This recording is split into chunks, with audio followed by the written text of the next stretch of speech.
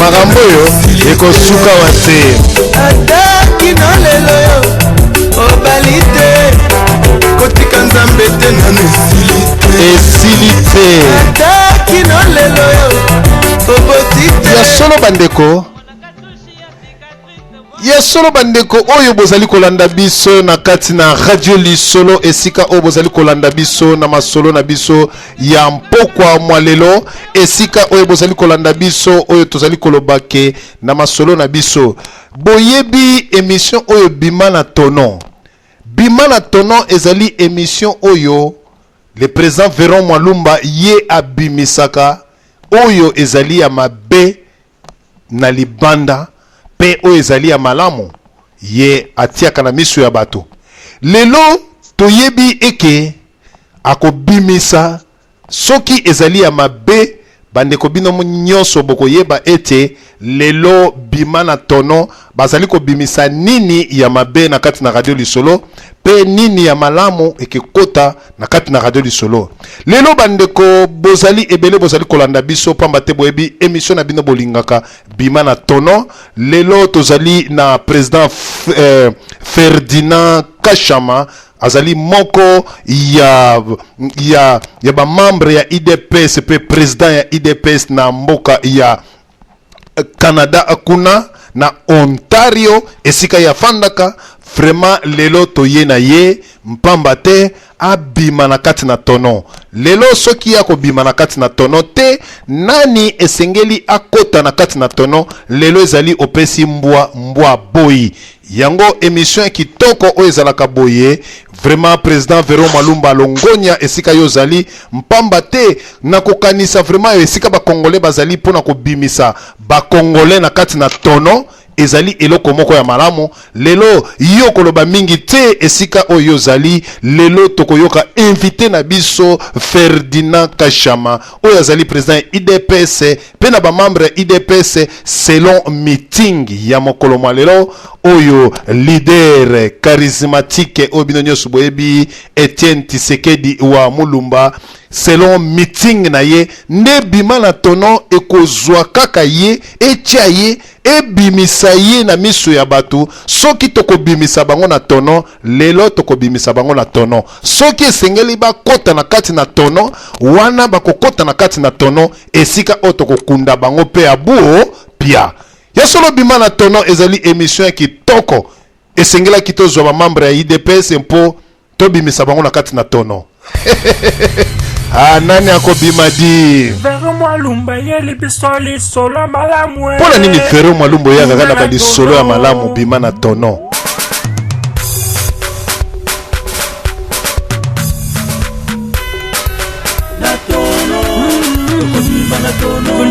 bima na tono biso kaka lazima baninga nyonso badimi biso kaka na tono yango nde toye na lisolo na Véron Mwalumba tokobima na tono tokobima na tono rakatakata bima na tono kanga société moko bazali moto moko Hippolyte Kanambe na Vital Kamerhe égale 1 Nduloyo ozokende manga Hippolyte Kanambe ozobima Kongo Vital Kamerhe ozobima Kongo bolinga te ozobima Kongo tolobimbulo oyo ozobima Kongo Vital Kamerhe ozobima Kongo Hippolyte Kanambe ozobima Kongo bolinga te ozobima Kongo tolobimbulo oyo ozobima Kongo Hippolyte Kanambe ozobima Kongo Vital Kamerhe ozobima Kongo bolinga te ozobima Kongo tolobi tous les Rwandais ozobima Kongo tolobi mbulo oyo ozobima Kongo baloyo te sikoyo bakolo mboka bazali kozwa mboka na bango na maboko bosakanaki mingi ntango na bino ekoki mawa na bino libenga ya zoba bakotisaka loboko sembala moko na 2006 bokosaki peuple na nzela ya baelection résultat lelo bobomi plus de 8 millions de morts bandeko nanga bozongi lisusu bochange jeu bolobi bokende baelection boza komikosa ye bozobima na Congo Hippolyte Nambe bozobima na Congo Ikaka merere bozobima Kongo bolinga te bozobima Kongo tolobi mbulo yo bozobima Kongo tolobi tule Rwanda bozobima Kongo Hippolyte Nambe bozobima Kongo libenga ya zoba bakotisaka loboko sembalama. Merci papa Nabiso Mayamba kuna na régie mpe tuzali kopesa information oyo ezali kolekana à la ine ya solo chers auditeurs et auditrices oyo nyonso bolandaka radio lisolo ya solo sango ya mawa ndenge ezalaka kaka tobosanaka te mpona koannonce yango ya solo to bandeko nyonso tu oyo tozali koannonce bino sango oyo ya décès ya artiste musicien oyo bino nyonso boyebi na kombo ya Debaba oyo ancien musicien ya Viva la Musica ye awiti kokufa mokolo na butu ya le 23 lelo le 24 awiti kokufa na Kinshasa ya solo bandeko nyonso tu oyo bayebi Debaba ancien musicien mpe azali pasteur to apôtre akomaki mosala na Nzambe esika oyo Nzambe oyo akela likolo na nse ye auti kozwa molimo moye bandeko nyonso oyo bayebi famille Debaba to ba musicien nyonso tu ekozala malamu kobenga mpe kosouhaiter ba mes condoléances comme la radio lisolo lisusu et souhaiter ba mes condoléances ebele na famille ya Debaba. Que son âme repose en paix. Solo bandeko. Toleki na masolo na biso lisusu lelo tozali na émission oyo balo président Véron Malumba lobaka bima na tono. Donc yo moko ye oye komi bimisa na kati na tono. Ya koloba te tono ekoloba. Papa na biso Mayamba lo yembo poto zwa président Véron Malumba na kati na radio lisolo lo yembo kuna ekosala biso malamo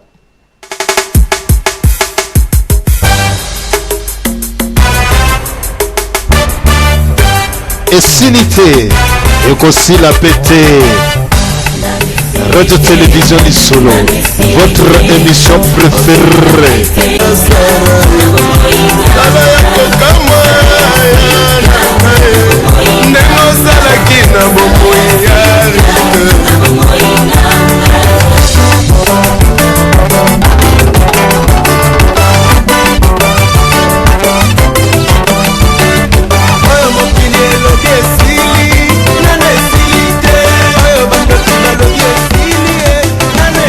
Merci beaucoup Papa Mayamba. En tout cas, merci les sous parce que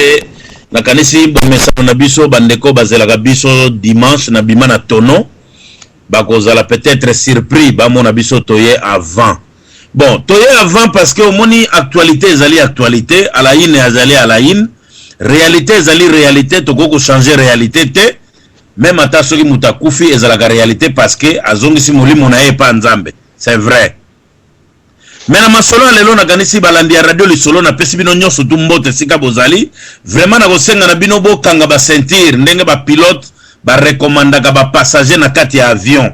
balobaka kanga sentir pona ba tourbillon makambo ebele oyo nyonso teleka na avion mais suka ya masolo nyonso nzamba yebaka ke destination fo batu nyonso bakoma esika baza kokende lelo toza na débat oyo ezali spécial na kanisi toyambi ndeko na biso moko oyo basi bapesi kombo boyoki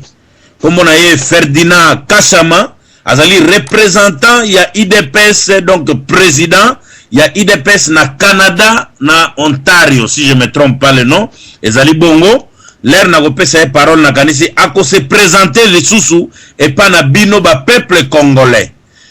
mingi bakomi tuna balobi me bimana tono memeli biso muto IDPS biso nyonso toza ba membre IDPS te oui naza d'accord na bino ngamoko déjà na lobby yango pe naza membre IDPS te c'est vrai mais il y a secret moko ezali que peuple congolais alingia mona mboko ya ye na ba raison nyonso to ebele o toza na besoin ko tuna Ferdinand te mais bino moko déjà boyebi yango ba congolais place bozali boyebi ke mboka na biso na état o yango ezali to na état o yango ekomi eza susu histoire ko beta te to koma ko sengela ngo libération ça veut dire il faut délivrance moko esalama na mboka na biso to libérer yango de gré ou de force na ba moyens surtout ndenge balobaka na lopoto touche même na Rome yango no moni lelo na kozala pena pencher na chemin ya papa na biso Tshisekedi wa Mulumba chemin na ye ezali démocratie abanda yango depuis kala histoire na yepe na ko repérer bino na ko pardon na ko beta yango te parce que moto nyonso to soka yoke kaka IDPS bokoyeba kezali Tshisekedi wa Mulumba parce que ye mutazali président national ya parti wana oyo e cantona pezo ko cantonner sikoyo wana na gogo ni yango te mais na ba intervention na bino soki bozana ba préoccupation moi je crois que bozana liberté parce que radio li solo tricage ezalakate to lingaka to solo la to komisa makambuti na bordure omoni soko komi na bordure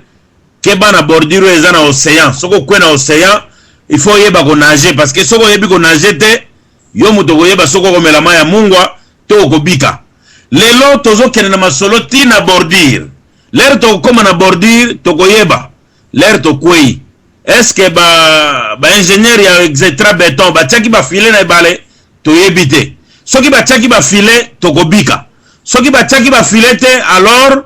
l'obiler to bana matanga ya kolela mboke keili susu deux fois au moins peuple congolais asa yokaki message oyo ba memela kiye ndeko na biso Ferdinand ye akosala parallélisme ya masolo oyo président national ya IDPS alobi na Kisasa